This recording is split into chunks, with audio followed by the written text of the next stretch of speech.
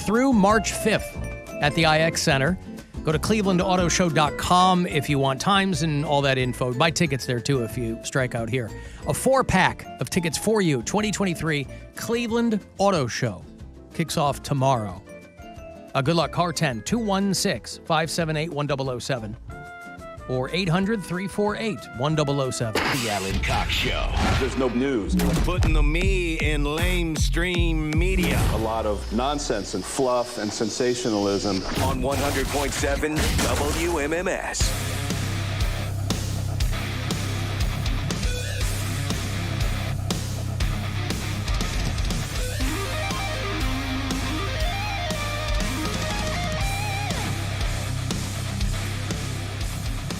35192 if you want to send a text. If you are watching live at alancoxshow.com, thank you again to Keniv Dewapsa, who's helping out. Keniv, that's a very unusual name. It is. You think by now I'd be used to these unusual names, but I'd be lying to you if I said I was. I didn't get to talk to Phil about this, but one of my friends is a deadhead, and he used to follow him around. He was actually my friend's older brother, but we've become friends over the year too, and we hang out. But he was at a concert in the 90s, early 90s, and it started to thunderstorm, and they went and hid under this pavilion, and the pavilion collapsed. It was like a covered bridge. Yeah, well, it paralyzed him. Really? And that's even funnier. Yeah, super funny. But he's been in a chair for 25, almost 30 years now, and he's, we've gone to Browns games together and stuff like that. He's always going to concerts. He still goes to concerts all the time. He is a professor in New York at Queens College for art. So Jerry Seinfeld's alma mater. He commutes back and forth because it's cheaper for him to live here and then stay in a hotel there and then come back. So he's got a crazy life, and he's an awesome artist. He does really creative stuff. He's fixing up a van right now, or not a van, a school bus, and he's going to drive it all around the country and have different artists paint sections of it. He's just a really interesting guy, and still a huge Dead fan. Something that I didn't know about Phil Hanley, and I guess it's good that I didn't know beforehand because it probably would have been kind of lame to talk to him about it, but he was a male model. Did you know that? Yeah, I saw that in his bio. Somebody texted me that. Fun fact about Phil Hanley, he was a male model before he got into comedy. Well, he is handsome. Yeah, very. There's no doubt about that. Effortlessly handsome. Maybe that's what had him in Toronto before he went back home. I don't know, but I was not aware of that. But that's a fun little... I mean, listen, the world of stand-up comedy, replete with former male models, right? Bill Squire, Bert Kreischer. Current male model. So many people made the leap from male modeling to stand-up comedy. And it's not hard to see why. Your buddy Blake Hammond, who was here not long ago, right? Yeah. Former male model, now a stand-up comedian. Alan was watching, or listening to, rather, the Jeopardy segment from yesterday's show, and very disappointed in Bill's answer to the cold soup question. I guess this person thought... I only know about gazpacho. I know that if you eat gazpacho and you think it's going to be ice cold and it's actually at room temperature, it feels like you're going to burn your mouth. It feels like your mouth is on fire. This person wants to revoke your geek card because Vichyssoise is referred to in the Tim Burton Batman film. But ooh, that is true. But to not have that top of mind, I think you could be forgiven for Bruce Wayne spits out the soup. It's cold, and Alfred says it's Vichyssoise. It's supposed to be cold. Yeah, that's when he's having dinner with Kim Basinger, Vicky Vale, the long end of the table. Mm-hmm. You know what? Do you always the first time I've ever been in here? Yeah. I don't think I've ever been in here before. Alan, I'm tuned in from Jamaica. Hey, thank you. From Jamaica. We've been to Jamaica. We have. If you listen to us from anywhere that's not Ohio, tell me where that is on the iHeartRadio app. Cynthia is in Surprise, Arizona. Rachel's up in Milwaukee. Robin is one of our Canadian bureau chiefs in Toronto. Jarrett and Tatiana listen in Portland, Oregon. And Dan is in Nashville. So thanks, gang. I was reading about, I want to bring this up tomorrow when Mary is back. Not back, but she'll be joining us from our Chicago studios tomorrow. And I came across what I thought was a very strange, I don't know if this is a thing that a lot of people ask that maybe I'm just not hip to. I was on Reddit this morning, just kind of clicking through. And I was I subscribed to one of the Chicago subreddits. Keep my ear to the ground. And somebody asked the question, where are the best crying spots in the city? Is that a thing? Crying spots in a city? So if we're looking for like a dramatic place to cry, that's what I'm guessing is you want a place that is, a little bit secluded, but a little bit scenic. And so you can have like a nice, very emo, picturesque Leonardo DiCaprio sitting by the sunset in Julia, what is it? Right. Romeo and Juliet kind of moment. But if you're in a place like, let's say you're in a lakefront city. This was on the Chicago subreddit. You could easily do it here in Cleveland. Yeah. I would think lakefront would be the only place you'd need. No, it's not the only place. You always need a different place to cry if you're that kind of person. But is this a thing? Is that what they mean? That's what I'm guessing. Where are some good crying spots in the city was the question. This is on the Ask Chicago subreddit. I'll give you a good one right off the rip. The Solstice Steps in Lakewood. Lakewood Park, you go to the Solstice Steps. Yeah. I've cried there. See? Nailed it. Not only did I go there, I've gone to Fairport Harbor to cry. Okay. Because that's like off in the cut. No, the jazz band? No. You like going out there because it's secluded. No one and goes it's out picturesque. Yeah, no one goes out to Fairport Harbor. Like their beach is impeccable because it's not. It's kind of a hidden gem. Yeah, and so I went out there and just kind of walking in the sunset, kicking my toes in the sand. I'm just like, I'm gonna have one because my friends had a condo like right up the street. So I guess those Solstice Steps are like it's like an old Greek theater, right? It's like the stone bleachers kind of that slope down to the lakefront. Yep. And right. It's a beautiful place and it's a good place to have yourself a moment. I feel like this is a conversation we need Mary for. Well, that's what I'm saying. I'm gonna bring it up again tomorrow because she will probably know some around here. But is this not resonating with me because I'm not a crier, or is this something that people in general are really familiar with? Like, that's a really good crying spot. This is not anything that I'm familiar with, but I just have a hunch because I feel like I know people that cry so much that they probably have favorite places to cry. Like, I feel like Tommy on my podcast, she's a crier. So she probably has favorite places that she likes to cry. And I imagine they're, places that have a certain vibe to them. Why wouldn't the answers just be home or car? Because some people want to sit and look at the sunset and why cry. are they traveling to cry is my question. Because I think it's part of their process. Feeling and processing things. It implies premeditation. Crying to me is something spontaneous.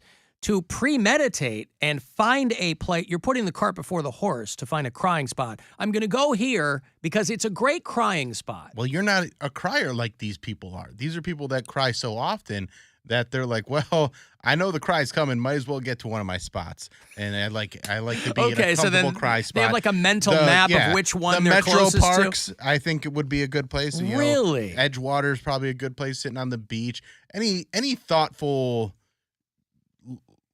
place in nature, I think, is going to be on that list. I think a cool place to cry would be on top of the Guardians of Traffic statues. If you could get up there, that'd be like a human gargoyle.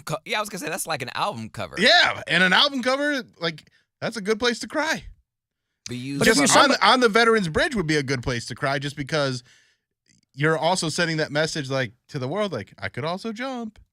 I'm not gonna, but I could because I'm here and I'm crying. But if you're somebody who's constantly prone to crying, then I would think anywhere you are is one of your crying spots. I guess people are fascinating. I'm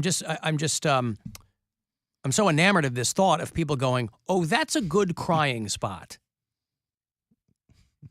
Because a lot of, in this Chicago sub, it's people going, oh, Graceland Cemetery or blah, blah, blah. Oh, yeah, cemeteries. That's a good, when I first met Gwen, she used to live right across the street from Graceland Cemetery in Chicago. And I've never heard of it being called a good crying spot, but there's the one right across from Progressive Field. Yeah. I would think that'd be a good crying spot if you knew someone buried there. But I was I wasn't sure if this was something that I wasn't hip to and that everybody else knew about, because that happens a lot. Something I think is so, out of my wheelhouse. People go, oh, that's like a thing people do. But Poundcake has crying spots. It just happened that way. Like, I didn't necessarily go there to cry, but like the steps at Lakewood, the solstice, I can't say it, solstice steps in Lakewood, I just was taken upon the environment, and like the sun was going down. I'm like lonely, like I just. So you were just overcome with. But that's true. Emotion. But that's true of anywhere you are. But if you're lonely. You're lonely anywhere. But now that I know that, I'm like the sun. This is made for. These are just depressing steps. Like, I just sit here. They're depressing steps too. I think they're beautiful because I don't sit there and cry. And I was surrounded by like a bunch of preteens there, and they're like. Now that's depressing. They were like, one of them came up to me while I was crying. They're like, you got, what did he say? You had what do they call cigarettes? Oh, God. American Spirit. No. He just had a Lucy. I forget what it was. But anyways, I'm like, no. Lucy, single? Yeah, I was like, no. And he was like, oh, whatever. He was like, that old guy over there didn't give me a cigarette. I was like, ah, he called me old. And this was like. Well, why wouldn't you put shades on so nobody sees you cry? Because I didn't think I was virtually invisible until that guy needed a cigarette, and then I realized how visible I was. And then we're missing the most obvious one, the absolute #1 spot to cry in Cleveland. The crying goat? No, is First Energy Stadium. It is literally the factory of sadness. So many tears have been shed at First Energy Stadium. March of 2018, Cleveland Scene posts the 20 best places to cry in Cleveland. See how many I got. The Hasserot Angel. I don't know what that is. 12316 Euclid. It has black tears streaming down its face because of rain over the years. Cleveland Hopkins International Airport. Now, you have to allow 2 for tears of joy, right? I mean, the days are long gone where you can take somebody right up to the gate. Back in the day, that was the more emotional component of air travel, is walking somebody right up to the gate. Can't do that anymore. You're dropping them off at TSA pre-check. Right. And you're like, okay, well. Okay, and you can meet them at the gate, too, which was a big moment where they would come off the plane. You have that big moment of seeing each other for the first time. And now you're seeing them by the baggage claim, and they're like, yeah, it's good to see you, but I got to make sure I get my bag first. Going back I was on the phone when you were talking about the Hasserot. Is it the Hasserot Angel? The Hasserot Angel. If I'm pronouncing that correctly, I might not be. I've been there. I've seen that, and yes, it is very overwhelming because it's beautiful yet sad at the same time, because whatever oils or whatever was on the statue, when it rained, it looks like the angel was crying anyways. And you're like, yeah, it looks like it's just been oxidized over decades. I was like, wow, this is someone's actual grave, and people just and people are just so casual with it. Like, they're sitting on it, taking pictures with it. I'm like, you do know this? Someone is buried underneath that, right? Like, this is. I understand that this is like a historical landmark or a statue or whatever, but it's also a grave, and people are just have their Gatorade bottles just sitting there and taking pictures with it. So it is very beautiful, overwhelming, but. Well, this Cleveland Scene list did include First Energy Stadium, also included the Steelyard Walmart. Oh, yeah. Well, that's after you get shanked. You're still crying, aren't you? I don't know. There's some thugs out there. They're like, I expected it. Yeah, again, I know people like to hang their hat on that worst Walmart in the country, but I lived in Tremont in Ohio City for many years, and I did my regular shopping at that Steelyard Walmart, and it's not like, okay. When I lived on, I didn't see people exchanging gunfire in the aisles. Like, people are just complaining because they're never stocked. Like they're always out of everything. The nearest Walmart to me when I was throwing hands on Prospect Avenue was the Steelyard Walmart.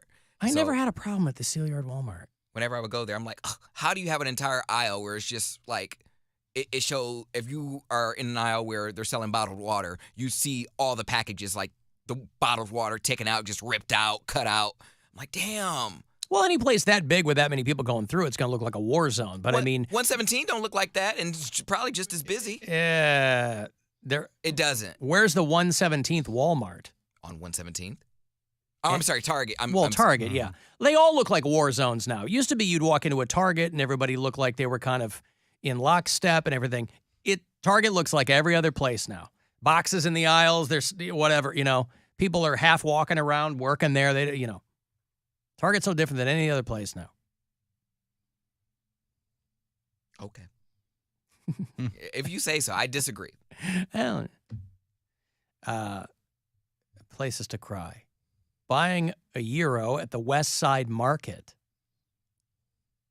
Why? Had to wait in line for so long. The RTA for people who take the RTA. Oh, that makes sense. I cry RTA. Especially if you get hit by that bus driver that's throwing haymakers back in the day. Right. Going to jail now. In front of Balto the sled dog at the Museum of Natural History. There you go. That's a good one. Okay. Well, anyway, I was just really, interested in that question because I'm like, is this something that people regularly discuss that I'm just not hip to? Is where are the good crying spots in the city? But again, I'm going to mention this again tomorrow when Mary's there because, listen, she's in Chicago for a few days and she might be able to benefit from this subreddit that got me going down this rabbit hole in the first place. She might find herself needing a good crying spot there in Chicago. No shortage of cemeteries.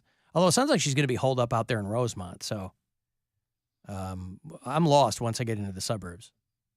If she needs a crying spot, I might just recommend her hotel room. But well, that's the last place on the list for the Scene Magazine thing is it says anywhere. See, that's what I'm saying. I guess I've just never heard of a crying spot before. So your girl from your show, when she's crying, she's like, I got to get somewhere. I don't know if she has, so I'll probably ask her about this too, because I don't know if she has crying spots, but she cries a lot. So I imagine there's places where she does cry on a regular basis. I imagine a lot of it happens at home and in her car, but there might be places where she goes to connect with nature and cry. But I don't know. She's overwhelmed by nature. Maybe. Alan Poundcake just cried on those steps because he had to walk up steps. No, I did. He's in shape. This was years ago. This was like 2017, maybe even older than that, like 2016. You have been alone for a long time. I am perpetually single. All of my You're always alone. All of my relationships combined don't even equal a year. Like I haven't even been in a relationship 1 year of my life. All right, well. That's hilarious. But like... And now that people hear that you won't even sacrifice yourself to save mankind, which really is what you should be you should be focused on, mankind. And you can't even bring yourself to do that. No. Don't take it personal then. If a guy says, I feel like you're closed off, you're not emotional, you don't love me. I'm like, I wouldn't even sacrifice my life for the world. Where are you complaining about? But there are plenty of closed off people who have relationships. There's 2 in this room. Mm-hmm. It's called setting boundaries. I'm more badass than you guys. Setting boundaries, baby. Yeah. You'll never tame me, all right? Don't try to peer in. You're not going to like what you see. Let's just be happy that we're together. The Hasserot Angel is in Lakeview Cemetery. Okay. Yeah, I know. I wasn't sure where it was. But that was the day with that. But I did mention that I didn't say that specific spot, but that cemetery, yeah. Alan, I cry in the parking lot of Perkins Beach by Edgewater. There you go. Perkins Beach? Never heard of that. And, of course, if we were to make our own new list today, one of the greatest places to cry, about 2 feet away from me at 668 Euclid. Yeah, just right out front. In the window. Wash our window with your tears. No, that chair that's empty today. Oh. But while you're at it, wash our window with your tears. Why don't you? Are you inviting someone in here to come and cry? No, but when Mary's here. Mary's here, yeah. She cries a lot. She always be crying. Hey, let me take a break. I'll have those Impractical Jokers tickets for you. If you've been hitting me up about those, I will get you a pair coming back here. They're doing the Romo Fijo. So we'll do that. 35192. Want to send a text? Anywhere you are, you can listen on the iHeartRadio app. Get ready to celebrate the songs and artists you've listened to and loved over the past year. Monday, March 27, live on Fox. The biggest stars